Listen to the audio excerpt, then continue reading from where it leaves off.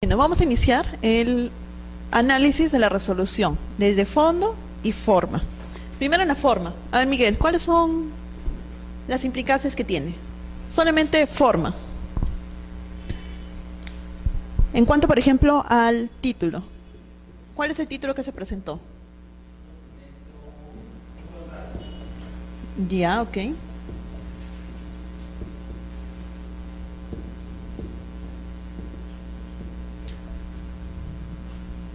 Ya. ¿Quién era el funcionario competente? Ya, un juez de paz. Ok. Luego, ya, tenemos título, tenemos funcionario. En cuanto al fondo, ¿cuál fue la materia? ¿Qué era lo que estaba en discusión?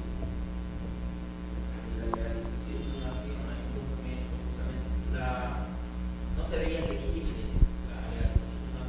la fecha que estaba. Ya, el problema era, ya. La fecha en el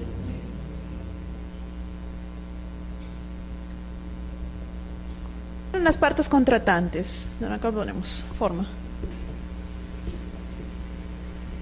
¿Dice quiénes eran las partes contratantes?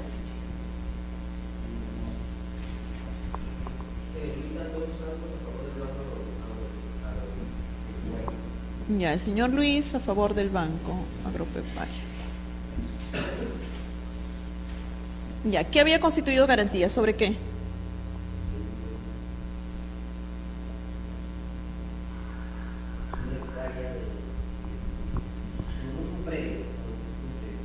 Predios. Ya.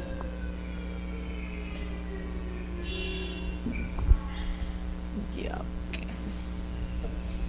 Materia, fecha del documento. Ya, entonces tenemos el título. Bueno, había discusión en cuanto a lo que es contrato. El funcionario competente era el juez de paz. Las partes contratantes, señor Luis, a favor del banco, por predios. Creo que hablan de una cosecha. Cosecha era, ¿no?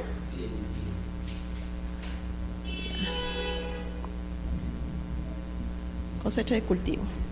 Y la materia era en cuanto a la fecha del documento, que era ilegible.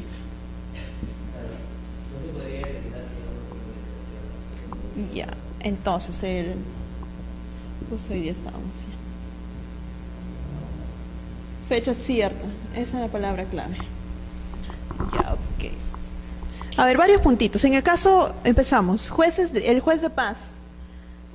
¿Qué pasa en el caso de los jueces de paz? Hay una resolución, no sobre los jueces de paz, pero sí para que lo chequen, esa resolución de observancia obligatoria, que habla de las funciones notariales de los jueces de paz letrado. ¿Qué pasaba a veces, en nuestro caso, por ejemplo, en el caso de registro de propiedad vehicular, en el RMC, también vienen documentos expedidos por jueces de paz letrado. Tienen su propia norma. Inclusive hubo una modificación, habrá sido en julio, del reglamento de jueces de paz, no, reglamento de... no me acuerdo cuál es el nombre, jueces de paz, que ha modificado todo esto. Entonces, ¿qué es lo que hacen? En el caso de los jueces de paz letrado, en esta resolución de observancia obligatoria, indica que ellos pueden expedir documentos. Y cuando expiden documentos también asemejan a las funciones igual que un notario.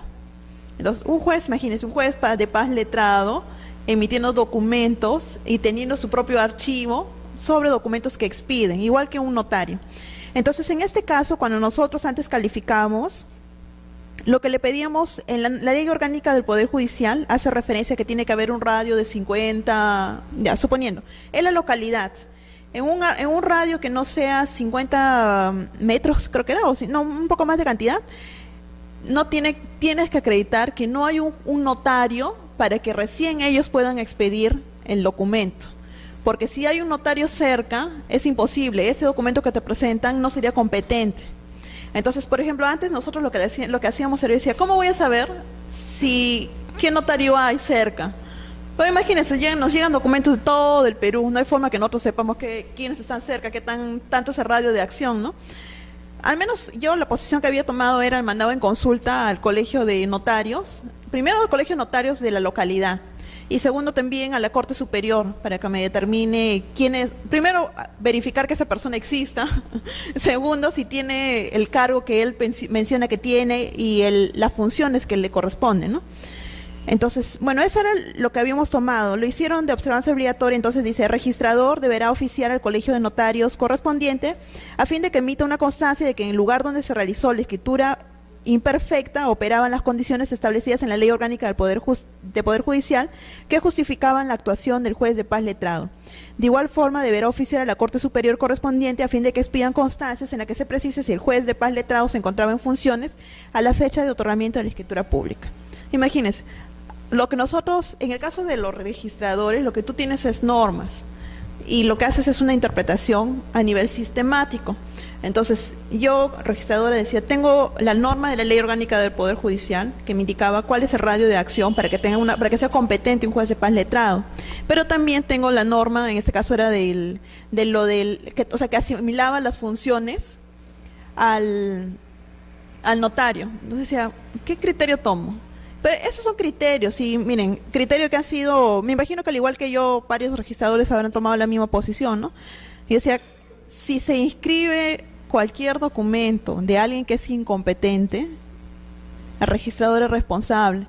¿Por qué? Porque en los actos administrativos, ¿se acuerdan cuáles eran qué es lo que verificas? Verificas que el contenido esté que el contenido sea lícito, verificas quién es competente, ¿no? Verificas que cumplan las formalidades para que no declaren la nulidad de un acto administrativo. El hecho de trabajar como registrador, de verdad que ves amplio, es un universo amplio, te puede llegar de todo, y de todo tienes que saber un poquito. Llegas a ser todista, y de ahí poco a poco ya te vas especializando, ¿no? Bueno, eso es en el caso del juez de paz letrado, pero en este caso sí hablamos de un juez de paz, ahí no hay discusión, sino que más o menos les quería hacer ver de que hay una resolución. Cuando se presenten para el examen, revisen bien la resolución de la observancia obligatoria, porque siempre vienen preguntas de este tema. A veces puede que vienen bastantes de todas las normas, ¿no? Ya han visto, el balotario es bastante amplio, pero también vienen preguntas de los de presidentes de observancia obligatoria. Denle así una chequeada, porque son criterios que ya se han establecido. Bueno, en este caso, en el caso de los jueces de paz, no hay ningún problema con sus facultades. Este señor, juez de paz, lo que había emitido había certificado la firma, ¿no es cierto? Había certificado la firma, pero que estaba ilegible, y lo que presentaron eran copias simples. Entonces, lo que el registrador le indica es, las subsanaciones en copias simples no dan mérito a la calificación. ¿Por qué? ¿Cuáles son dentro de los principios registrales? ¿Se acuerdan cuáles son los principios registrales? Miguel, principios registrales, ¿sí han llevado acá? Y ya, a ver. Legalidad. Para este caso, titulación auténtica.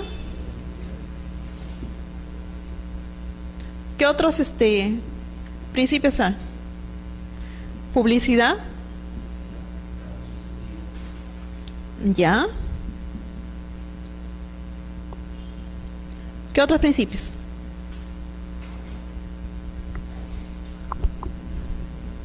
Legalidad, titulación auténtica, ¿qué es esto? Publicidad, tracto sucesivo, ¿qué más?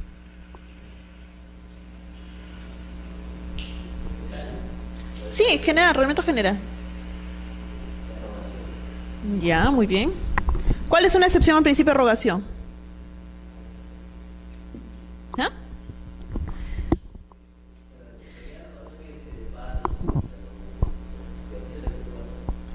Ya, esa es una excepción. Chicas, ¿qué tal? Buenas noches. Sí, esa es una excepción. Normalmente, registros públicos, al igual que el Poder Judicial, funciona de parte. Uno lo pide y desarrolla toda la maquinaria estatal. Salvo en el ámbito penal, ¿no? Que son delitos que el mismo Ministerio Público es el que interviene, que hacen de oficio. En el caso de administrativo, parte registral, casi todo funciona porque nosotros lo pedimos, el usuario lo solicita, salvo las rectificaciones de oficio. El registrador puede estar calificando el título y por ahí verifica que hay un error, lo tiene que rectificar de oficio. Ya, por ejemplo, a ver, no sé, está calificando una transferencia y justo revisa el archivado y en la vía de la transferencia más una cláusula. Imagínense que se le ha pasado de calificar una cláusula especial, un pacto de mejor comprador, los pactos que están en el Código Civil, los pactos de mejor reserva. De verdad que es bastante delicado cuando yo le decía a las chicas que trabajan conmigo, leo, lea así en bloque, porque tenemos que calificar Por lo menos, ¿cuánto? Bueno, cuando yo estaba en área calificaba diario 100 títulos, de 8 a 5:40, porque si saco menos, la carga es brutal. Entonces tengo que calificar así 100 títulos. Ya hago control aleatorio, pues yo ya confío en mi personal, ¿no? Como ya los he formado, ya más o menos yo sé de qué pie cojean cada una. Son 3 chicas, no, 2 chicos, 2 chicas y uno. Entonces ya, como tiene determinados criterios, se los voy revisando, ¿eh? Y hago control aleatorio. Digo, yo te tengo confianza, pero yo detecto que no estás revisando correctamente y vas a hacer print de todo lo que todas las búsquedas que tengas que hacer. Ya. Así que saben que tienen que trabajar bien. Entonces, en este caso, una excepción al principio de rogación es cuando haces rectificación de oficio. En el caso del tracto sucesivo, siempre acuérdense, tracto sucesivo, que es la cadenita, ¿no? Cadena ininterrumpida de transferencias. Una excepción es en el caso del RMC. ¿Cuál sería la excepción? Cuando hablamos de aquellos bienes que no son registrados. Porque si son registro jurídico de bienes, ahí sí se aplica el tracto sucesivo. Si A es propietario, constituye una garantía a favor de B, A tiene que estar inscrito como tal. En el caso del RMC que decíamos, ahí hay una declaración jurada. ¿Se acuerdan que dijimos en la clase pasada? Porque cuando se imaginen RMC, cuando hablan de registro mobiliario de contratos, imagínense siempre un ejemplo, una ferretería que tiene 20.000 tornillitos. Yo no le voy a estar pidiendo que me acredite documentalmente que es el propietario. Entonces, lo único que siempre me podría presentar es una declaración jurada, ¿no? Diciendo yo soy el propietario y yo tengo que creer. Pero en el caso del tracto sucesivo decíamos que se aplica en registro jurídico de bienes, mas no así se aplicaría en el caso de registro mobiliario de contratos porque no hay un tracto. Y lo que se buscaba con el RMC se ha creado, por ejemplo, las búsquedas a nivel de un tipo que es el folio personal. ¿Por qué? Porque yo puedo buscar... Miguel, ¿cuál es tu apellido? Miguel. L-A-C. Ya. En el caso de Miguel, por ejemplo, si yo quiero saber si va a ser un buen deudor, yo puedo ir al RMC, acercarme al RMC y hacer una búsqueda por sus apellidos. Registro folio personal, ¿no? Busco y me va a determinar, me va a salir un listado de todas las garantías que tenga. Eso es en el caso del RMC. Por ejemplo, en el caso del registro de predios, hablamos de un folio real. En el caso del registro jurídico de bienes, ya sea vehículos, o sean naves, aeronaves, embarcaciones pesqueras, ahí también hablamos de un folio real, bienes. Folio real está en relación con los bienes. Folio personal en relación con personas como nosotros. El registro de sucesión intestada, sucesión testamentaria, hablamos de un registro personal. En el caso de las personas jurídicas, ahí hablamos de ¿qué? Folio personal, folio real. ¿Qué suena? Como se quite. Ya, entonces, esto es en cuanto a lo que es el tracto sucesivo. Después, en cuanto a lo que es legalidad, bueno, siempre es bueno determinar cuáles son, como les estaba diciendo, tiene que haber una norma habilitante para que puedas calificar y cuando califiques lo vas a centrar. Por ejemplo, en el caso de registro de propiedad vehicular son 3 tipos de ingresos. Igual que en RMC, los que van a ingresar partes notariales, y en el caso de los notarios, ¿qué es lo que nos va a venir? Haciendo un recordario de todo lo que hemos visto. Nos va a venir formularios notariales. ¿Se acuerdan que dijimos que era un formulario especial, que se había pensado en un inicio, que iba a tener la menor cantidad de formalidades, que cuando ingresara a registros, es más, el registrado casi no iba a calificar nada porque con el proyecto ese que se tenía pensado para el Banco Mundial, lo que se determinaba era como un registro de avisos, ¿no? Uno llegaba, presentaba un formulario como un buzón, ¿no? Llegas, presentas, el registrador no califica y de frente se inscribe. Y cuando tú ibas a pedir, como un Infocorp, pero a nivel público. Infocorp es privado, nosotros pagamos, cada uno de nosotros puede pagar su plata y sabe quiénes tienen acreencias y quiénes no. Pero en el caso del RMC, en un inicio se pensó así, que registros públicos iba a funcionar como un Infocorp, pero público, ¿no? Que el formulario no iba a tener tantas trabas a nivel notarial, menos trabas a nivel registral y que se inscribía todo lo que ingresaba. Entonces, eso fue en cuanto a lo que es legalidad, ¿no? Tiene que haber siempre una norma habilitante. Como les está diciendo, hay ingresos de partes notariales, que vendrían a ser los formularios y las escrituras públicas, de partes administrativas, que vendrían a ser todo lo que es, por ejemplo, alguna garantía mobiliaria que se constituya a favor de entidades administrativas, SUNAT, SAT, todas las municipalidades que puedan iniciar un embargo coactivo, o cualquier Indecopi que tiene ejecutor coactivo. ¿Quiénes más tienen? Todos los que tienen ejecutor coactivo que podrían constituir una garantía o algún gravamen, lo pueden hacer. Y bueno, eso es parte notarial, parte registral, pero también vienen partes administrativos. Administrativos casi no he visto mucho en RMC, más en la parte de transferencia de vehículos. Luego, en cuanto a lo que es el principio de titulación auténtica, ¿qué era lo que nos decía con ese principio? José, principio de titulación auténtica.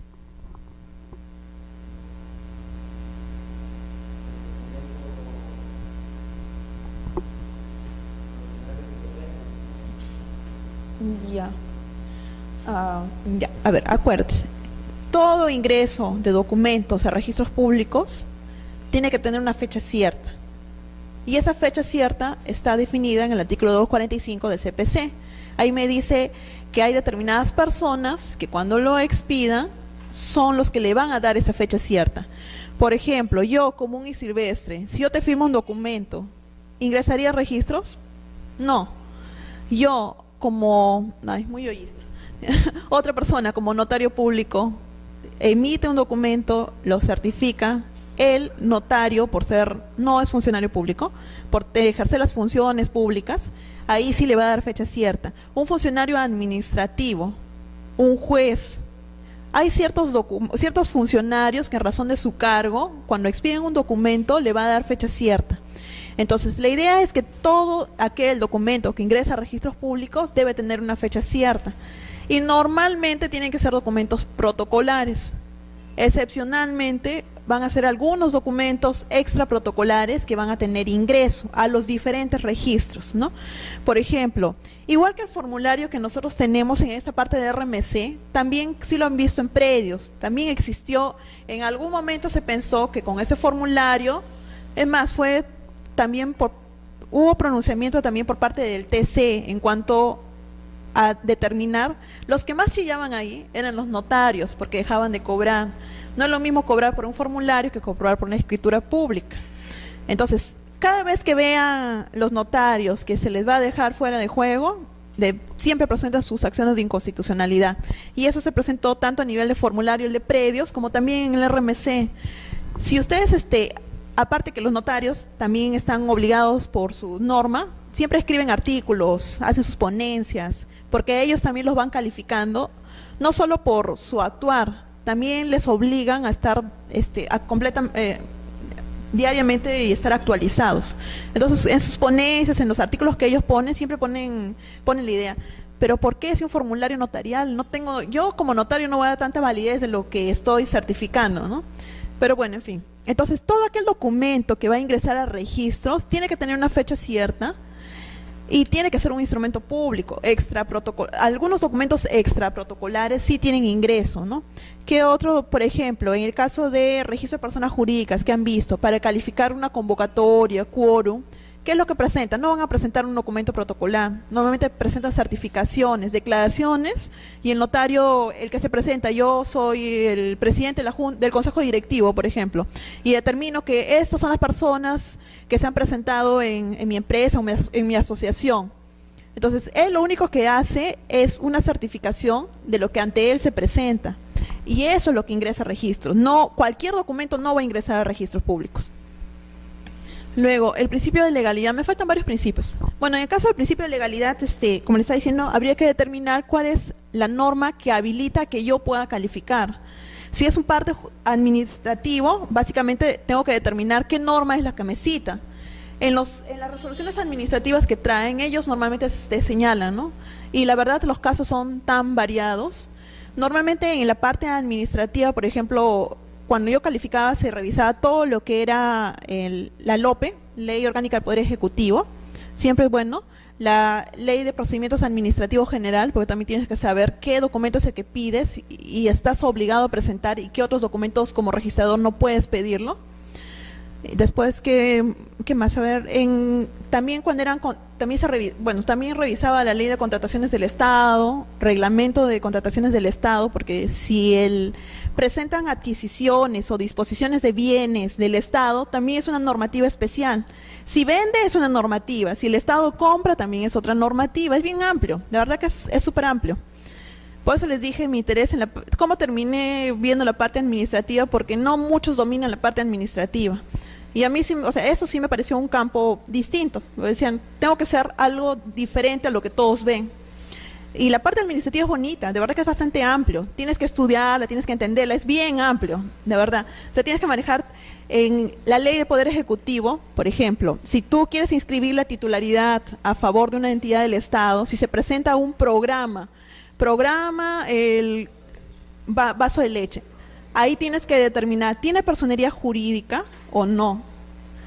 Y ahí vas a la LOPE. En la LOPE te dice quiénes son los entes que forman parte del Poder Ejecutivo.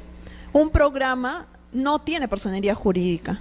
Hay una resolución también de observancia obligatoria que indica que solo por ley o norma con rango de ley, o sea, ley o decreto legislativo, va a determinar si una persona, si tiene o no tiene personería jurídica, ¿no? Entonces, por ejemplo, para disposiciones de bienes, también revisamos todo lo que es normas directivas de la SBN. Si es adquisición de bienes, va a depender. Se revisa la ley orgánica de municipalidades, se interviene en una municipalidad, la ley orgánica de gobiernos regionales, se interviene en un gobierno regional. Después tienes que revisar la ley de contrataciones del Estado, porque hay un tope, hasta 3 UITs, no te requiere tanta documentación, más de 3 UITs, tienes que ver qué tipo de procedimiento es. Procedimiento selectivo, etcétera. Es un poquito amplio. Al final terminan dominando siempre todo. Entonces, cuando hablamos de principio de legalidad, tienes que ver qué norma es la que vas a aplicar. Y se aplica de acuerdo a los criterios de interpretación en forma sistemática. Porque lo que no está regulado en los reglamentos de cada registro, y lo puedes interpretar en forma un poco más amplia, o sea, si no hay algún dato, ya te vas a la otra norma, ¿no? Y así va subiendo. Pero sí cuando hablamos de principio de legalidad es como un paraguas. Esa paraguas es mi norma habilitante para yo poder calificar. En principio, al inicio son mis reglamentos de donde yo trabajo: reglamento de predios, reglamento de personas jurídicas no societarias, la Ley General de Sociedades, si es registro de propiedad vehicular, reglamento del RMC, etcétera. Entonces, en este caso, estábamos hablando del principio de titulación auténtica. Lo que el señor presentó fue un contrato que estaba ilegible y, por lo que se entiende, era una copia simple de un documento. Entonces, lo que le estaba pidiendo el registrador era que presente el documento legible. Para esto también, siempre cuando revisen hay documentos que sí pueden presentarse en copia legalizada, que son los documentos complementarios. Eso sí se permite. Por ejemplo, si tengo una escritura pública y, no sé, estoy casada con alguien y yo quiero pedir la rectificación del estado civil de mi predio o de mi vehículo, la ley, por ejemplo, el Código Civil me señala que la copia certificada del partida de matrimonio es el documento que va a acreditar la posesión de estado de casada, ¿no? Entonces, en este caso, si solamente es eso, yo voy a rectificar el estado civil, el único documento que me va a servir es ese. Pero ¿qué pasa si lo que estoy pidiendo es la transferencia de una persona X a favor de otra y quiere acreditar que es un bien propio? Ahí también requiero pedir copia certificada. Yo considero que no, porque para mí el documento o el acto que es principal es la transferencia. Le podría pedir la copia certificada y ahí sí considero que es un documento complementario. Pero eso es cuestión de que van revisando y es criterio. Por criterios no es materia de queja. Uno puede pedir, lo que sí, cuando cae el control interno o cuando cualquier usuario se siente vulnerado por sus derechos y quiere denunciar o demandar a un registrador, sí hay que tener en cuenta eso, ¿no? O sea, ¿cuál es la norma que me dice? Y sobre eso yo me cierro. Que yo pueda permitir que se presenten otros documentos para inscribir, yo tengo que defenderme. Toda calificación, al igual que un juez, al igual que un ejecutor coactivo, casi todas las funciones, todos tenemos los 3 tipos de responsabilidad. Y el registrador no es la excepción. Tenemos responsabilidad civil, penal y administrativa, en todas. O administrativa, porque te cae el control interno, alguien te queja, te denuncia. Civil, alguien puede haber vulnerado, gracias a la transferencia, vulnerar un derecho de titularidad. Y penal, que alguien detecte que, no sé, pues piense que el registrador está coludido con el vendedor, etcétera, ¿no? Pero entonces, con este principio de titulación auténtica, en este caso lo que se presentó fue eso, un documento que era simple y lo que le estaban pidiendo era que tenga fecha cierta para que pueda tener ingreso a registros. Y hemos visto en cuanto a lo que es funcionario competente, hemos dicho los jueces de paz que no hay problema, eso es para poder determinar cuáles son las funciones, eso está en la Ley Orgánica del Poder Judicial. Y veíamos que en el caso del juez de paz letrado es otra historia, son dos funcionarios completamente diferentes.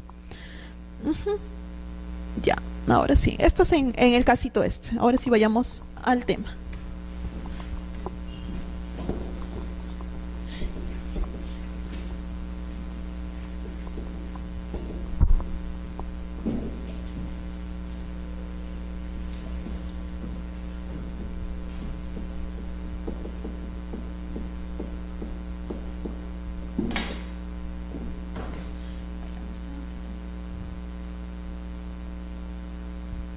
Hoy vamos a ver todo lo que es función notarial. Entonces decíamos, la actuación notarial en la Constitución de Garantía Mobiliaria está regulada en estas normas. Tenemos el Decreto Supremo, que establece las normas para el ejercicio de la función notarial en la formalización de actos previstos. El Decreto Supremo que aprueba las tasas que son aplicables al RMC y al Sistema Integrado de Garantías y Contratos. La resolución de superintendencia que aprueba el reglamento de inscripciones, de registro mobiliario de contratos y su vinculación. Entonces, en lo que es RMC tenemos la ley de garantías mobiliarias y tenemos su reglamentación. La reglamentación es esta resolución de superintendencia. ¿Qué es otra norma que te habilite? Otro paraguas que te va a servir, las tasas. Todos sabemos que un servicio público que expide cualquier entidad tiene que estar recogido en el TUPA, que es el Texto Único de Procedimientos Administrativos. Ese TUPA es un documento de gestión de toda institución. En ese documento de gestión lo que hacen es un resumen de lo que te dice en la norma, ¿no? Por ejemplo, en el reglamento, póngase, en el reglamento de garantía mobiliaria que me diga, para constituir una garantía requiere una escritura pública. Todo lo que me dicen en la norma, en el TUPA, lo condenso, o sea, lo condenso más pequeño. Te digo ahí cuáles son los documentos que tienes que presentar, cuál es el plazo, cuál es el monto, el dinero que hay que pagar, y siempre en lo que son derechos, ¿se acuerdan que dijimos? Es derechos registrales por calificación más derechos registrales por inscripción. Todo eso, así como cuando como cualquiera de nosotros va a Saga, Ripley, igual, nosotros debemos saber el precio. En el caso del TUPA, nosotros como usuarios queremos utilizar un servicio público, nos tienen que señalar cuáles son los requisitos, cuál es el plazo, cuál es el monto, qué es lo que comprende. Y si no estoy de acuerdo, cuáles van a ser las instancias ante las cuales puedo apelar. Primera instancia, lo que es registrador público; segunda instancia, los vocales el tribunal registral, que ahí termina la parte administrativa, y luego va la demanda contenciosa administrativa, que es la vía judicial, ¿no? ¿Cuántos días tiene para poder interponer una acción de demanda contenciosa administrativa? Los chicos de la Procuraduría, ¿verdad? ¿Cuánto tiempo tiene?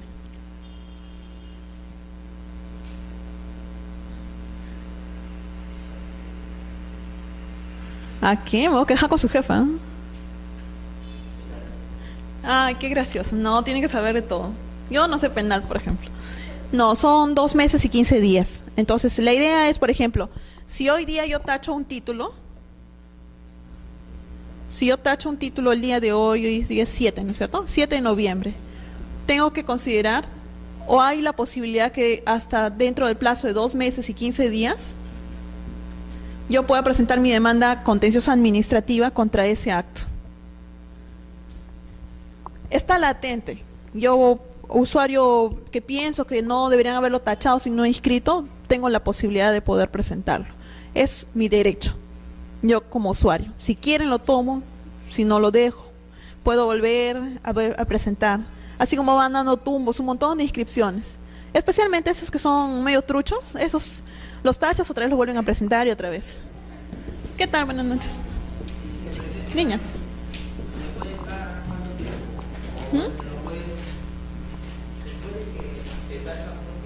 Ya. ¿Hay un tiempo para poder volver o es No, lo puedes presentar al día siguiente. Así, lo único que haces es rezar que te toque algún registrador que se le... Sí. Sí, hasta que alguien así despistado por ahí lo puede inscribir. Pero sí, no, o sea, no hay un periodo determinado. La norma no te dice, si te tacho una vez, ya no puedes volver a presentarlo jamás. No. Cada uno de nosotros es libre. Si piensa que va a tener oportunidad de que lo pueda calificar otro registrador, y así es. La vez pasada que estaba me fui a abogados, ahora ya casi veo de todo. Un señor me decía, pero ya lo presenté el título. Y yo decía, pero ¿cómo va a presentar? No, que este es mi tercer reingreso, que no sé qué. Yo decía, pero señor, a ver, deme el número por la placa, hacer seguimiento, ¿no? Le digo, señor, este es su primer reingreso. No, que ya he presentado. No, señor, el anterior título ya venció, el asiento de presentación ya venció, este es el primer título. Y me dice, pero si ya lo calificó un registrador, ¿por qué no le vuelvo a tocar al otro registrador? No, señor, le explicaba. Cuando la idea de registros es que el ingreso de los títulos es aleatorio, porque si no se podría prestar a cualquier cosa. Entonces, lo que hace el sistema, en parte interna, lo que hace el sistema es, por ejemplo, ingresa tu título 1, título 2, título 3. Entonces, como una carta de naipes. El título 1 le puede tocar la sección 2, el título 3 a la sección, tu título a la sección 2 y así. Para que nadie sepa de qué sección, ni vayan a dirigir tampoco los títulos. Eso con el transcurso del tiempo hemos ido mejorando, porque de verdad, a veces cuando calificaba, a veces veían, hay, como tú dices, esos títulos que tienen como 5 o 6 presentaciones, que nadie los quiere inscribir, que nadie, o sea, todo el mundo lo observa por lo más mínimo, a veces hasta cosas tontas, ni siquiera de forma.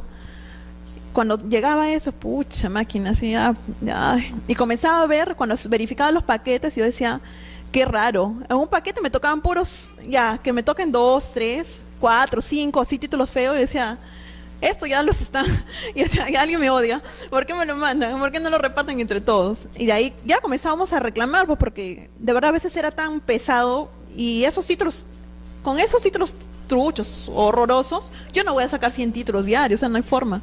Ahí me voy a demorar más, mis asistentes se van a demorar en calificar, ¿no? Porque tienen que revisar más cosas, tener más cuidado, porque ya no es la primera revisión, va a ser la segunda, tercera revisión. Una vez que me tocó uno era de Petroperú. Ahí también hay unos casos, como les digo, en parte administrativa, ahí sí casi suena. Petroperú es una empresa de derecho público. ¿Qué norma le aplicas? ¿Le aplicas estrictamente a ámbito privado o le aplicas estrictamente a ámbito público? Sí, contrataciones. Ya. Ya. Ahí sí era todo así. ¿Y qué es lo que había pasado? En este caso era, creo que lo habían hecho en el norte, en Piura. O sea, eran las oficinas de allá, ¿no? Entonces, ellos, por ejemplo, estaban aplicando igual que la ley de contrataciones para la disposición de bienes, ¿no? Sacaban a remate. Cuando calificas un título, si tú no sabes la norma expresa qué aplicar, tú puedes escribir cualquier cosa. Si no sabes qué norma aplicar, te pueden presentar y tú comienzas a decir, bueno, sí va, por ejemplo, ¿no? En el caso de ser una adjudicación, remate, como les dije la vez pasada, tiene, por ejemplo, oficio, mi remate, mi resolución de adjudicación, pero no es administrativo, o sea, no es judicial, es administrativo. ¿Qué norma le vas a aplicar? O requiere traer un acta notarial de transferencia. Porque, ¿qué estás hablando? ¿Qué es Petroperú? ¿Es privado? ¿Es público? Es una disposición, era una disposición de un bien por parte de Petroperú. No estaba adquiriendo, sino disponiendo. Entonces decía, ¿qué norma le aplica? Y ya lo estuvieron, yo lo taché plano. Le dije, no, Petroperú es una empresa de derecho público, se rige igual que cualquiera de nosotros. Tienes que ir ante el notario, porque tienes que presentar el acta notarial y es toda una formalidad, pues. Entonces le digo, observarle no, ¿con qué me va a subsanar? No hay forma que me subsane, tache de plano. Pum. De ahí no sé dónde fue a parar, no sé si alguien despistado lo habrá inscrito. Dije, no. Si no cumple la norma, por eso les digo, si el registrador, los asistentes no saben y te presentan un documento, no lo calificas correctamente, igual que el Poder Judicial. Si no está adecuadamente presentada la demanda, imagínate que te apliquen, que te indiquen un artículo y no corresponde, y como juez sigues todo el proceso, ¿qué va a pasar? Alguien te va a pedir la nulidad de todo ese procedimiento. Acá no puedes pedir nulidad de nada, pues. Si lo inscribes, tienes que ir vía judicial. Es lo único que queda, porque nosotros somos administrativo.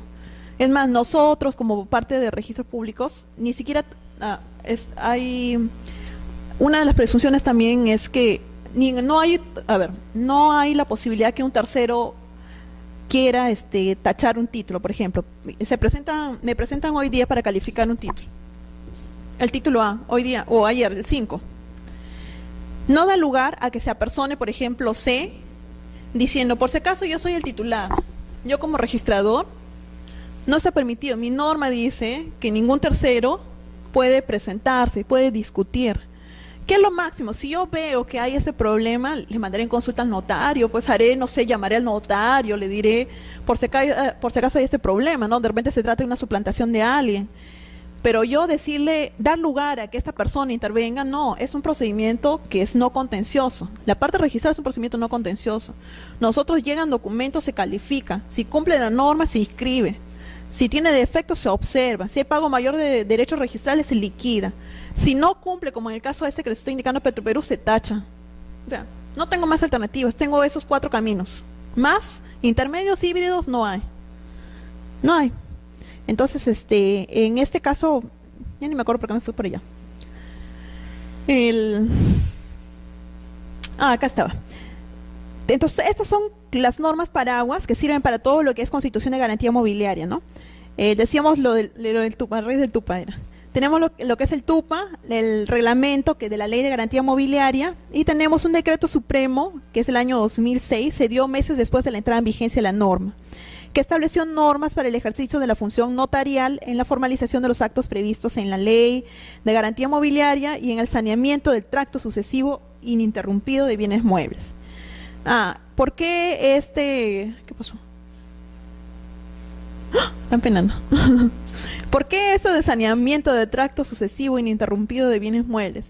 ¿Qué era lo que había pasado? En el caso de reglamento de propiedad vehicular, hubo una época más o menos hasta el año 2005 que se permitían el ingreso, ¿se acuerdan que dijimos? Principio de titulación auténtica, se permitía el ingreso de contratos privados con firmas legalizadas, solo había certificación, igual que en los formularios, certificación del notario, pero no me verificaba la capacidad de eso, solo me legalizaba la firma.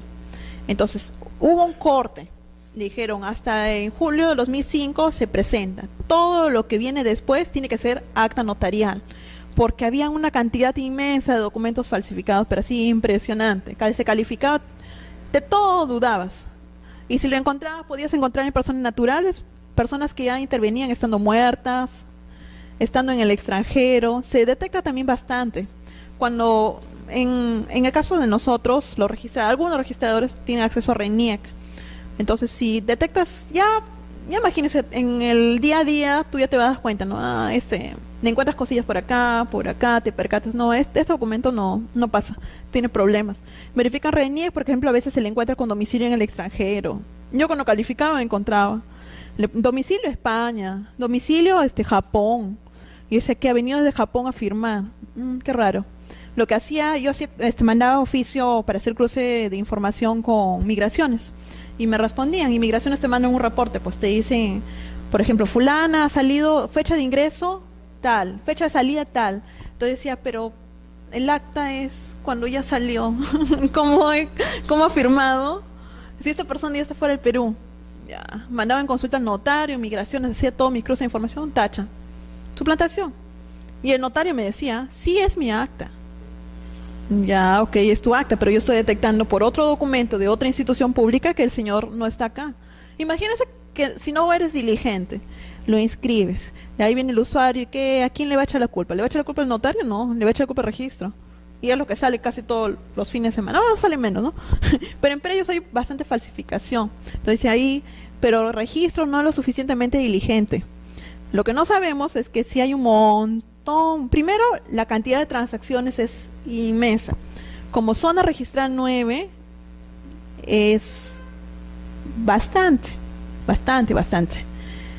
Por ejemplo, en el caso de, imagínense, ¿ah? Ingreso diario en vehicular, casi tenemos cerca de 15.000 soles de ingreso. Y imagínense la cantidad de transacciones que hay de todo, las transferencias, publicidad, es cantidad. Y en predios, y nosotros creo que vamos, casi todo nos pagamos nuestro, es más, nuestros recursos sirven para lo del Ministerio de Justicia. Y nos quitan plata para pagar al INPE. De verdad, quitan plata. Lo que pasa es que como el ente rector es el Ministerio de Justicia, INPE también, ellos siempre se quejan, ¿no? Entonces, si registros no tiene una suficiente gestión pública para poder hacer sus inversiones, contratando personal y otros problemas informáticos que ustedes todos saben. Entonces, en ese caso, si no hacen una buena gestión pública, sobra el dinero y tiene que revertir a favor del Estado.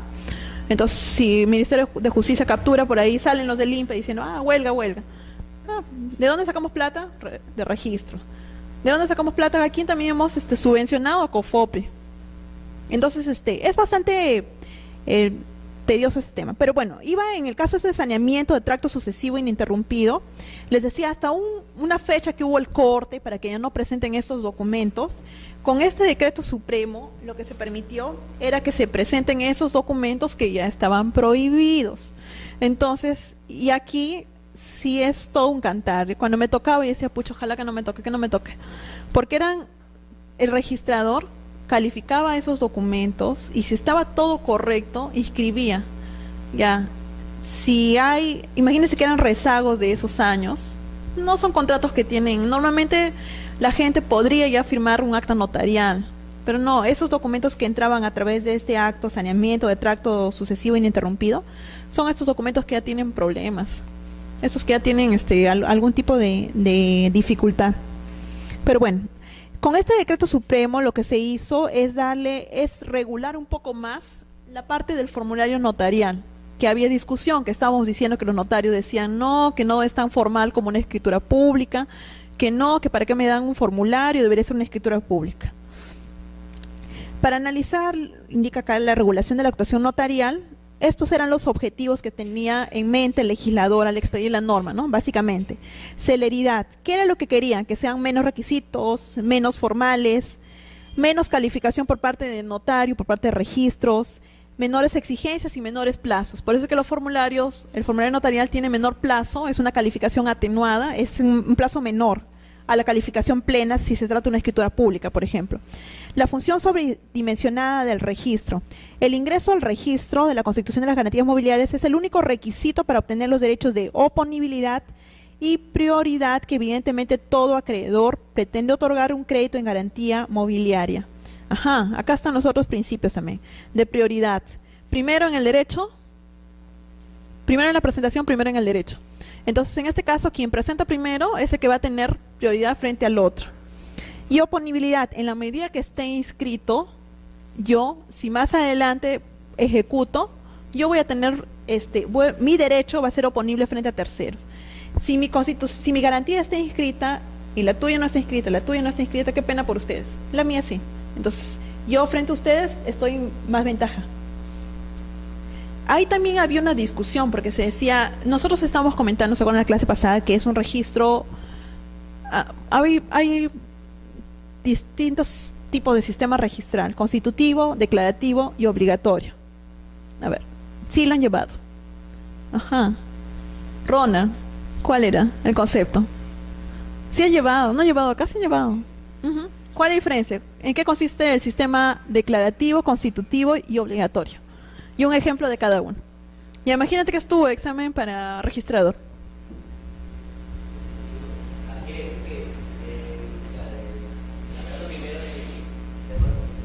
¿Ya?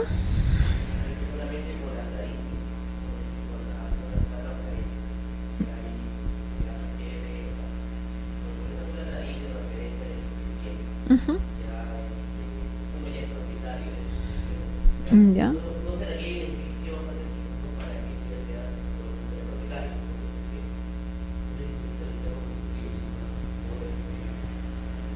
¿Ya?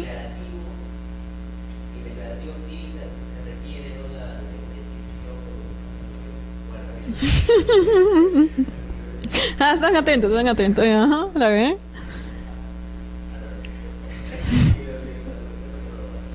Obligatorio, un ejemplo de un sistema.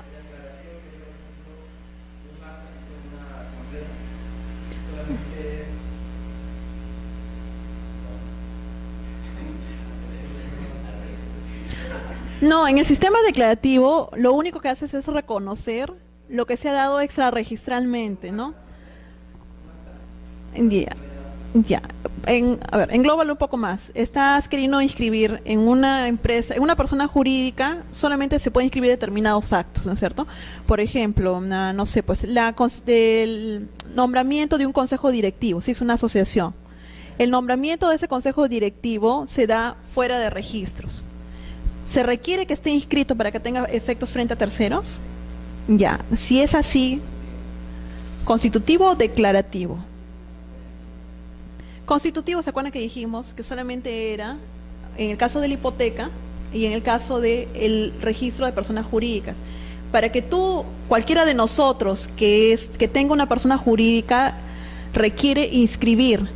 Inscribes la persona jurídica y después desencadena todo, ¿no? Porque no solamente vas a inscribir la persona jurídica, vas a inscribir tus órganos societarios, cuál es tu régimen de poderes, puedes modificar, etcétera, hasta que puedas pedir también la disolución, liquidación. Pero sí requieres que esté inscrito la persona jurídica, eso sí es constitutivo. Y en el caso de las hipotecas también. Casi todos los demás solamente declaras un derecho que ya existe. Lo que estabas hablando era entre el sistema de título y modo, que se presenta diferente para el caso de predios que para el caso de bienes muebles. ¿Cómo era en el caso de bienes muebles? Bienes muebles. Un buque, por ejemplo. ¿Cuál es el título y cuál es el modo en la transferencia de un buque?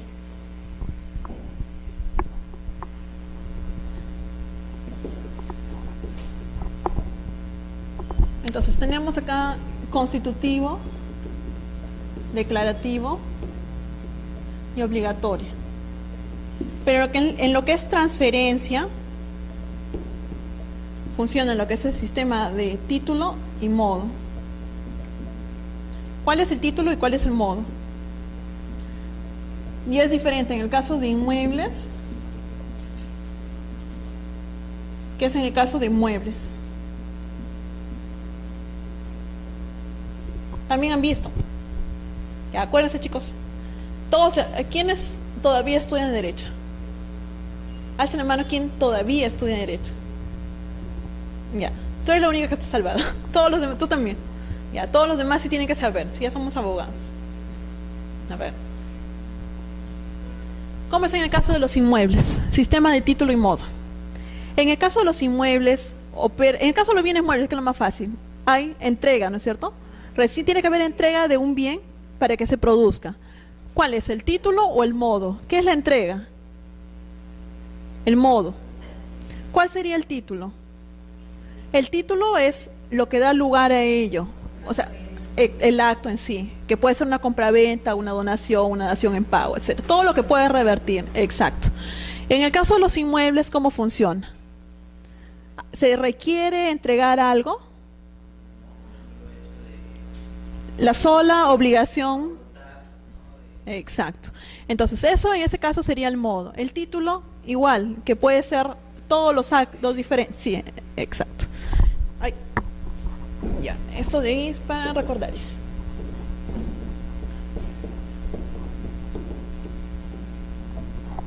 Luego, entonces decíamos que lo que buscaba, bueno, esto era en cuanto a los menores exigencias y menores plazos. Luego hablamos de que hay una función sobredimensionada del registro. El ingreso al registro de la Constitución de Garantías Mobiliarias es el único requisito para obtener los derechos de oponibilidad y prioridad. Eso ya habíamos comentado. Luego, ¿qué era lo que sucedía? Dentro de los errores metodológicos para esta ley de garantía mobiliaria, lo que se quería era implementar un sistema de formalización que se desarrolla ante el notario público anglosajón. Y acá hablamos de dos tipos de sistemas, el sistema latino y el sistema anglosajón. ¿Cómo funciona? Notarial sí hemos llevado en algunas universidades y es obligatorio, en otras creo que es selectivo. A ver, ¿quiénes han estudiado notarial obligatoria? ¿O quiénes han visto parte notarial?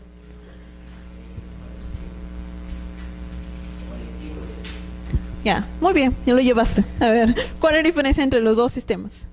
Entre el sistema anglosajón y el sistema latinoamericano. Sí lo llevé, pero ya. Ya, a ver. Sigamos, dice, el sistema anglosajón se sustenta en la jurisprudencia y en la costumbre, ¿no? En el caso del sistema anglosajón no existe una función fedante que tiene el notario estrictamente. Un notario no necesariamente puede ser un profesional del derecho. En Estados Unidos, uno que tiene peluquería puede dar fe de determinados actos. ¿Cuál es ¿cuál es la diferencia? Que en el caso del sistema anglosajón, lo que ellos siempre funcionan es comprando seguros. O sea, yo ejerzo una función, pero yo sé que me puedo equivocar. Pero ellos tienen algo diferente, adicional a lo que nosotros no tenemos. Nosotros en parte literaria decimos fe pública. Nosotros supuestamente cualquier acto que nosotros realicemos frente a la administración pública, nosotros tenemos fe, el principio de buena fe. Ellos no. Tú declaras en Estados Unidos, declaras algo que no corresponde y sí te aplican las normas en forma estricta. Entonces ahí tu palabra sí vale. Acá nosotros en parte literal decimos y sobre todo por ejemplo, para los efectos de calificación, en la Ley de Procedimientos Administrativos General, ¿qué es lo que me dice? Que si yo como registrador me ingreso un título, yo no puedo estar dudando si ese título es falso o no, porque si me pongo a dudar de todo, simplemente no escribo ninguno, porque todo voy a mandar en consulta, sea que venga de un funcionario administrativo o sea que venga de un notario. En cambio con ellos no, ellos lo que dicen es, si yo declaro algo que es incorrecto, yo sé que voy a ir a la cárcel. Entonces, en el sistema anglosajón, como dice acá, no existe una función fedante, ¿no? Puede no ser necesariamente un profesional del derecho, no asesora, no autentica, no redacta, no conserva, no expide traslados, no asume responsabilidad. Lo único que hacen es contratan esas pólizas de seguro. Si me equivoco, yo te pago. Eso es máximo.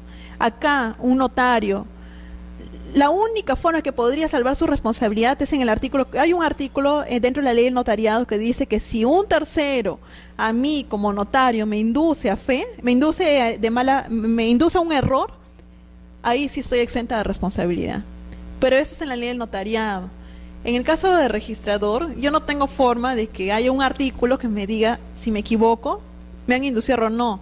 Ahí simplemente hasta la Procuraduría Pública calla a los registradores. De verdad, ¿acaso no decimos, a ver, es una procuraduría, supuestamente debería ayudarnos, no denunciarnos? Y sí denuncian, la misma procuraduría denuncia. Pero igual, o sea, como funcionarios públicos no estamos exentos de que nos verifiquen la responsabilidad, no como cualquier funcionario. Si te equivocas, si se te pasó, bueno, pues al ocho pecho hay que asumir responsabilidades, y así es. Entonces, esto funciona en el caso del sistema anglosajón. En el caso por eso decía que el modelo propuesto por el Banco Mundial, lo que se pretende es trasladar responsabilidades de la actuación notarial de lo que es legalidad, veracidad y autenticidad al registrador. El modelo propuesto de esta ley de garantías mobiliarias decía que la función del registrador tiene que ser simplificada. Simplemente nosotros éramos básicamente no calificados, solamente recibes documentos, escribes, recibes, publicitas, recibes, publicitas. Este sistema dice hubiese tenido validez si se hubiese aceptado que el acceso al registro de la garantía mobiliaria era un sistema de avisos que les estaba diciendo. Pero no es así, pues. Eso en esa legislación fue entendido de esa forma, porque tiene otras implicancias. No es lo mismo copiar y pegar normas, así como hacen, copio y pego, no. Son cosas distintas, son realidades diferentes. Como les digo, allá, si yo lo digo, es mi palabra y si vale. Acá si yo lo digo, el resto me va a mirar a decir, ¿quién te conoce? O sea, tus padres darán fe de ti, ¿no? Pero más otras personas, no. Luego, la función notarial en el nuevo sistema de garantía mobiliaria ha sido planteada vinculado con el formulario registral que se presentó originalmente en la ley como un único título con mérito de inscripción, que fue lo que estamos comentando. ¿No? Entonces se introduce la actuación notarial estableciendo que debe ser certificado por un notario público. Y en este artículo lo que se pretende es imputar al notario de que tiene que determinar cuál es la formalidad de su exención y la función notarial que es posterior a la formalización. O sea, que el formulario notarial tenga validez desde antes de la presentación durante la presentación y después, porque el notario tiene que hacerse responsable. Se emite inclusive en duplicado, porque hemos dicho que se asemeja como un protocolo. No tiene los costos de una escritura pública, pero tiene algunas formalidades bastante parecidas, que casi deslindan, pero el monto es mucho menor. La función notarial de certificación establecida en la Ley de Garantía Mobiliarias, en la Constitución de la Garantía, al extenderse, ¿qué es lo que incluye? Verifica la identidad y la capacidad de los suscriptores. Por eso les decía, el notario es el primer filtro, nosotros como registro somos el segundo filtro. Verifica que el formulario de inscripción esté completo y que cumpla con todos los requisitos que están en el artículo 19. El artículo 19, que decía, tienes que indicarme ahí qué es lo que yo voy a publicitar en una garantía mobiliaria. Determinar quiénes son las partes intervinientes, el acreedor, deudor, constituyente, mi depositario, qué es lo que estoy garantizando, si es una obligación determinada, determinable, por cuánto tiempo estoy, no va a ser forever and ever, ¿no? Debe tener un plazo determinado, la fecha cierta que ésta trae. Todos esos requisitos el notario tiene que hacerlo. Verificar el cumplimiento de todos los otros requisitos que la SUNARBE establezca. En principio lo que supuestamente el notario dijo, que lo haga el registrador, y el registrador dijo, que lo haga el notario. Al final todos somos responsables. Ellos tienen que revisar esto y nosotros también tenemos que revisar. Y lo que supuestamente era un sistema de avisos nunca funcionó. Cuando se emite una publicidad del sistema, de un sistema de mobiliario de contratos, ya ha pasado depuración y es lo que está correcto, ¿no?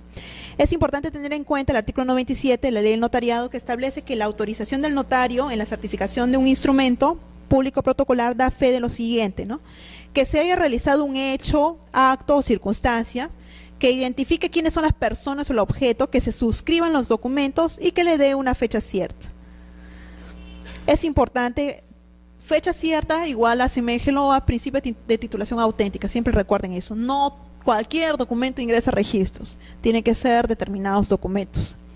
¿Cuáles son los efectos de la función notarial en la certificación de las garantías mobiliarias? La ley de las garantías establece como efectos de esta certificación que no supone la evaluación de la legalidad ni de la validez de la garantía o del acto inscribible, ¿no? Dice, esta disposición resulta importante para la función notarial porque estaría declarando la no responsabilidad en la calificación del acto que genera la garantía mobiliaria ser inscrito. Lo que, aunado a la falta de requerimiento de minuta, abogado, calificación notarial y una simple calificación registral, es la verificación del llenado. Se pensó que ese formulario solamente, es más, ya habían ideado de que lo hagan. Nosotros, por ejemplo, en la parte de registro de propiedad vehicular tenemos un formato electrónico para inmatricular vehículos. Ellos se habían proyectado así. Cualquiera de nosotros, por ejemplo, quiere escribir una constitución de garantía, y ahí vas a tener en el portal de SUNAR, llenabas tus datos, como nadie lo iba a calificar y el notario la intervención era mínima, solo se escribía sistema de avisos. Entonces lo que dice acá es, en un principio se pensó que los requisitos iban a ser mínimos, pero al final no fue así, pues requiere calificación por parte del notario y luego por parte del registrador. Formalidades de su extensión. Estábamos diciendo que de acuerdo a la Ley de Garantía Mobiliaria, el formulario de inscripción se extiende y certifica por lo menos en duplicado. Uno se queda con el notario y otro es el que va a ingresar a registros, ¿no? ¿Cuáles son las funciones notariales posteriores a su extensión? El notario va a conservar un ejemplar del formulario de inscripción, lo guardará y lo custodia. En la Ley de Notariado dice que los notarios, mientras vivan, tienen que tener todos sus documentos. Cuando ese notario fallece, etcétera, o renuncia, primero lo pasan a otro notario. Tiene un plazo de 2 años, para que el otro notario siga expidiendo sus documentos. Pasado ese plazo, ya pasa el archivo de la Nación. Sí, así que si por ahí tienen algún contrato de un notario que ya ni siquiera exista, búsquenlo en el archivo de la Nación. Ya. El notario, ya. Pero recuerda que no todo documento ingresa a registros. Tiene que estar, si es un notario, una escritura pública. Ya, ok. Ya, ok. Ya. Si presentas, yo como registros voy a verificar todo lo que me dice el artículo 32. Me voy a mis antecedentes. Si, por ejemplo, en esa época era el propietario A y esa, justo la escritura pública es de A a B, y ahora tengo como propietario a D, yo te voy a observar porque no hay tracto. ¿Me puedes presentar todos los contratos que quieras? No, en ese tiempo Ya. es un contrato válido. Sí, ya lo sé, pero para que ingrese registros tiene que cumplir todos los principios en conjunto. O sea, no solamente es el principio de titulación auténtica, no solo es que me presentes el documento adecuado para inscribirlo, sino que dentro, como registros, yo tengo que verificar que hay el tracto. Si ha habido varias transferencias y el contrato que me estás presentando es del primero, ya no va a tener acceso a registros, porque ya ha habido sucesivas transferencias. Si no ha habido y sigue siendo titular la persona que tú estás trayendo, ahí se califica. La persona del contrato, Ujú. pero ya murió uno de los vendedores. Verificas, ahí vas a hacer cruce de información con personas naturales. Entonces, cuando te presentan ese contrato, que lo traes del archivo, esa escritura pública, que lo traes del archivo de la nación y que requiere toda una formalidad, ingresa a registros, el registrador va a comenzar a verificar. A ver, ¿tengo el documento? ¿Me sirve? Sí. A ver, volteo y digo, ¿quién es el propietario? Suponiendo que sea el propietario, que no haya habido más transferencias. Justo ok, ya está bien. Pero es un notario antiguo, o sea, es una escritura pública del año de la pera. Escucha, este señor debe estar muerto, ¿no? Algo le habrá pasado, debe tener revisos naturales. Recuerda, o sea, el registrador ve todo, cuando calificas en conjunto. Si tú haces cruce de información con personas naturales y determinas que esas ya tienen sucesión intestado, testamentario, es un legatario, ahí ¿cómo calificarías? ¿Inscribes esa transferencia o lo observas?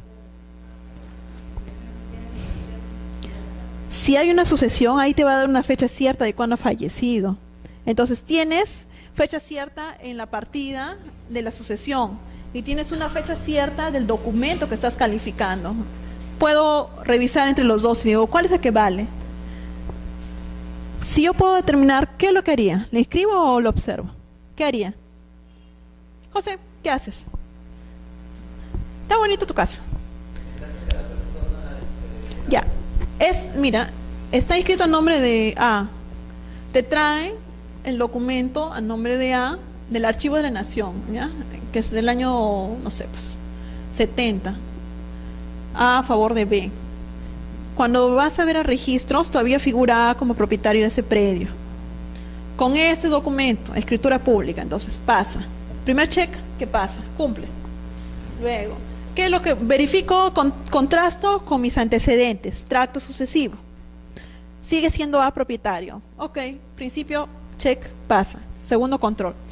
Hago mi revisión con los otros registros de personas naturales. ¿Por qué? ¿Por qué revisto registro de personas naturales? Porque es importante. Capacidad. Aquí el notario ya ha verificado la fe, ha verificado identidad, ha verificado capacidad, ha verificado legalidad del acto. El notario, por eso les digo, el notario es el primer filtro. Supuestamente el documento que pase de él a nosotros ya tendría que estar inmaculado. Igual tiene errores, pero bueno, suponiendo que es inmaculado, ya pasó el primer filtro del notario y va a la parte registral. Revisamos naturales para verificar que lo que el notario haya determinado sea correcto, porque nosotros también tenemos información. Entonces, en esto revisamos sucesiones, que puede ser testamentaria o intestada. O inclusive puede ser un legatario, ¿no? No necesariamente un heredero. ¿Qué más verifico? ¿Verifico mandatos y poderes? No. La única forma de que yo podría verificar mandatos y poderes es que este señor hubiese intervenido, me hubiese dicho ya suponiendo que no era A, ¿no? C interviene en representación de A través de una escritura pública de otorgamiento de poder. Recuerden que estamos hablando de un documento del año 70. Entonces, si el señor me dice que ha intervenido en representación de, reviso mandatos y poderes. Y se pueden presentar dos circunstancias. Puede que esté inscrito como puede que no esté inscrito. Ahí también teníamos una serie de problemas cuando calificábamos. Decía, dime. La herencia de la mamá. Sí, se presentan un montón de casos. Básicamente, las prescripciones adquisitivas. Por ejemplo, en vehículos, ¿qué es lo que hacen? Ven, no sé, a veces me da la impresión como que hubiese personas que también de adentro trabajan hacia afuera. Porque hay vehículos que no tienen movimiento, que sabes que no tienen movimiento. O sea, hubo la transferencia en el año 80, bueno, la inscripción en el año 80 y de ahí no se han realizado más actos. Y de pronto presentan prescripciones notariales de esos notarios que están al fondo, a la derecha, que están normalmente los que están en el centro. ¿Sí o no, chicos? Todo lo que es Huancayo, zona centro, Santa también. ¿Canta? Ventos, no sé quién es el de Canta, pero ya nosotros hemos localizado varios. De verdad, ya son caseritos. ¿Ya? Es que es ilógico. Yo le digo, a veces ya, si vienen prescripciones notariales de esos notarios que son la gente, yo saco Reñé, la gente vive en Lima. ¿Y qué domicilio declaran? Para la parte de prescripción tiene que declarar supuestamente ante el notario que es de la localidad. Ya, ponte, tú vives acá, justo vives en La Molina y te vas hasta Huancayo a hacer tu prescripción. ¿Y qué es lo que nosotros hacemos? O sea, ¿qué otra cosa le puedo decir? La negra. Sí, lo conozco. Varias veces he ido a testimoniales por todos los procesos que le han abierto a este señor. De verdad, felizmente, gracias a Dios, hace tiempo que no me citan a ningún... Porque no es que nos llama por testimonio. Gracias a Dios, hasta ahora, no he tenido ningún problema. Sí. Juzgados, no, y no solamente se presenta en este caso de predios, en el caso de vehículos, por ejemplo, sí vieron cuando traen vehículos de contrabando.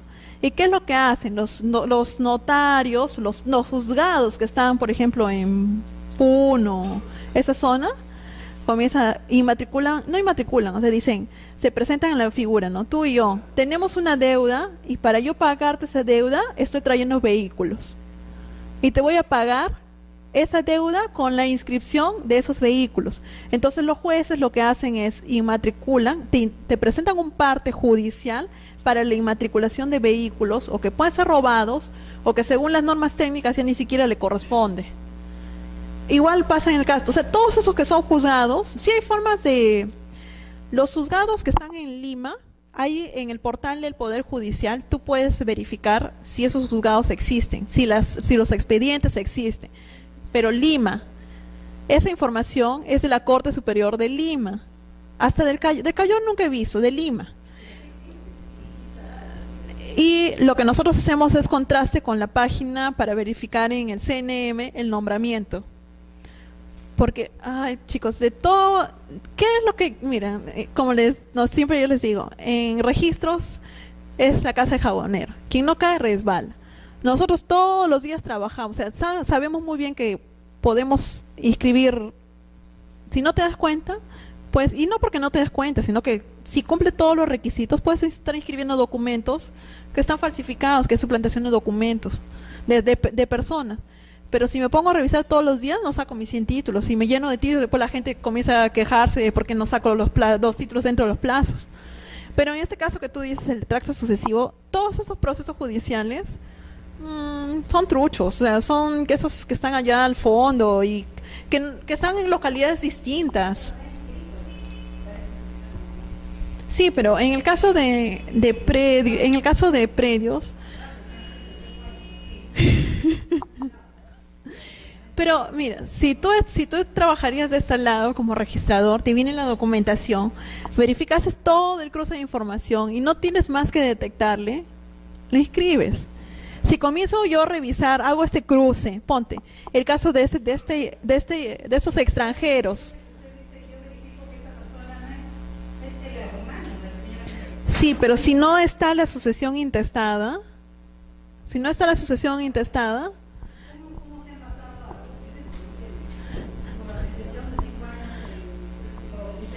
claro. En el caso de bienes de predios, de buena fe, tienes que determinar qué es buena fe. Claro, pero si te presentan un parte administrativo, supuestamente hay un juez que es un funcionario que te está dando fe, que ha seguido un proceso, que él ha notificado a todas las partes, que él ha sacado una resolución indicando, declarando ser propietario a alguien, parte extrarregistral. Cuando viene la parte registral, el registrador trae ese documento. ¿Qué otra cosa le vas a discutir? Y los jueces nos mandan siempre, revisen bien el artículo 4 de la Ley Orgánica del Poder Judicial, inscríbelo bajo responsabilidad funcional. Bajo responsabilidad funcional, ok.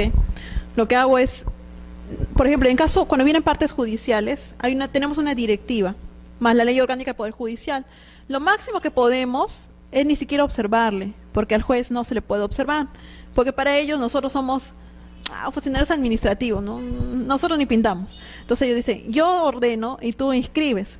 Entonces lo máximo que le puedo pedir es poco más y aclárame, no te observo, aclárame.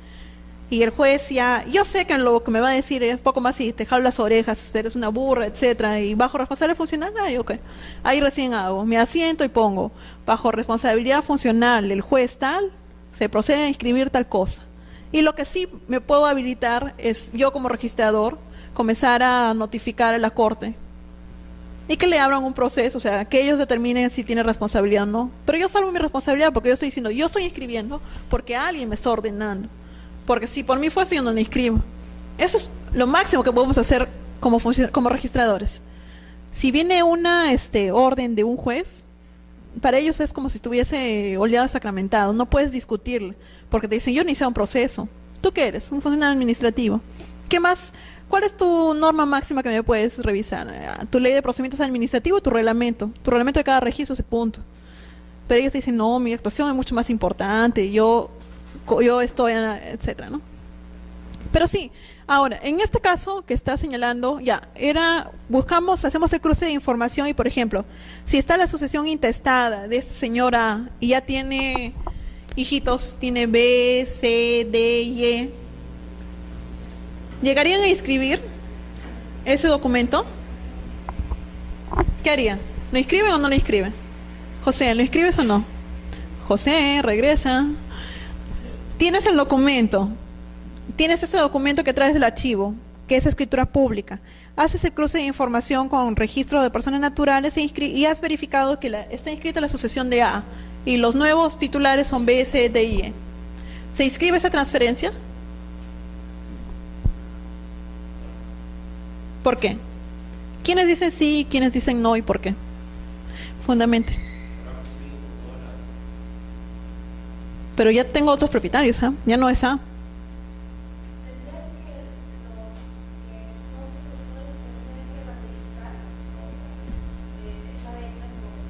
Ya, podría ser una salida.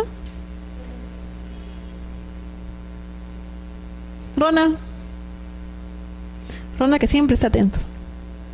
A ver, ¿qué harías? Tú eres registrador, estás calificando ese título. Verifico naturales y ya falleció y ya está inscrita la sucesión de B, C, D y E, que son sus herederos. Entonces, ¿qué hago? Observas y inscribes. Observa. ¿Quién lo escribiría? ¿Qué hace su mano? José, ¿tú lo inscribes? Ya, José, ¿cuánto te han pagado? ¿Lo escribes? Lo observas. Lo observarían, ¿no? A ver, opina. Tu opinión importa.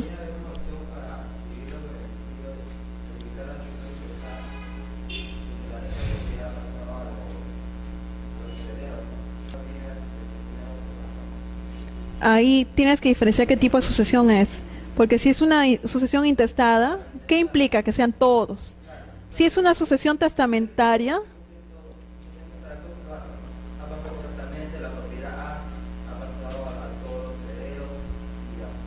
pero el documento que te está viniendo es ese documento antiguito, ¿eh? Ponte que tú seas un heredero, uno de los herederos, y ese documento extrarregistralmente está ahí latente. Tú inscribes en tu alerta registral, porque funciona alerta registral para el caso de los predios, y pum, te manda un mensajito de texto y te dice, por si acaso, tu partida registral tiene movimiento. Revisa. la gente va y comienza a revisar y va a decir, pero ¿en qué momento hubo una transferencia si mis papás han fallecido y nosotros 4 o 5 hermanos somos herederos? ¿Qué es lo que harías tú como registrador?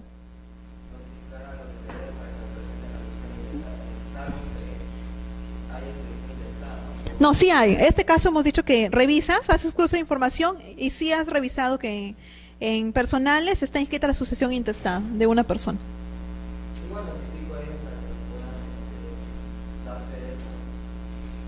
No, tú eres registrador, solo tienes 4 opciones, no tienes más. Solo tienes esas 4, observas y pides la ratificación, que fue la idea. Sí, esa es la salida que sería más. Porque si inscribes, ¿qué va a pasar con los herederos? Imagínate que cuando vas a ver, tú ya no eres propietario, sino C. Y tú dices, pero si estaba inscrito en nombre de mis padres, ¿no? Mis padres eran los titulares de esos predios. Se presentan miles y miles de casos todos los días. Sobre todo en predios, que es que los montos son mayores, ¿no? Y ahora con el boom inmobiliario mucho más.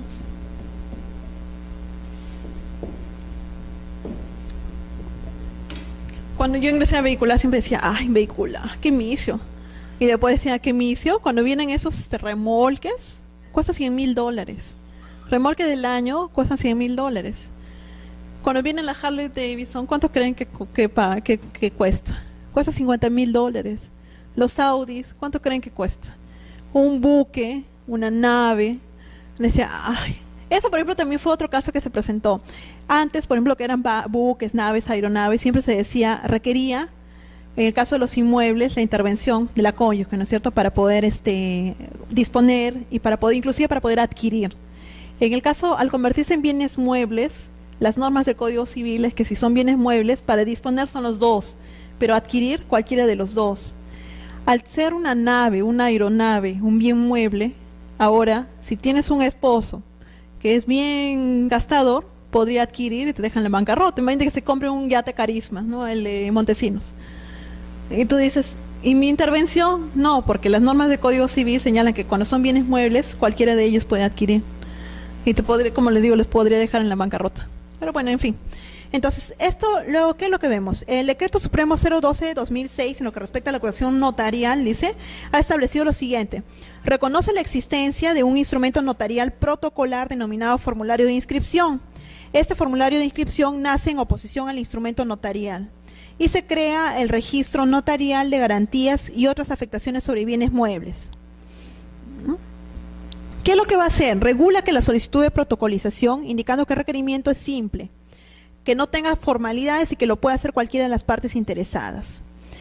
En cuanto a las formalidades, decimos que la extensión de estos instrumentos notariales a ser incorporados en el registro notarial de garantías y otras afectaciones debe respetarse la estructura de datos que están contenidos en el formulario aprobado por SUNARP. Los traslados, respecto a los traslados instrumentales, reconoce la aplicación del artículo 82. Y ahí es lo que terminaba esta pequeña exposición. La parte notarial era lo más digerible. Chicos, muchas gracias. Prepárense si quieren postular para registros, para ser registradores o para ser asistentes. Estudien, revisen todas sus normas. Ajá. Pronto, parece ser. Gracias, chicos.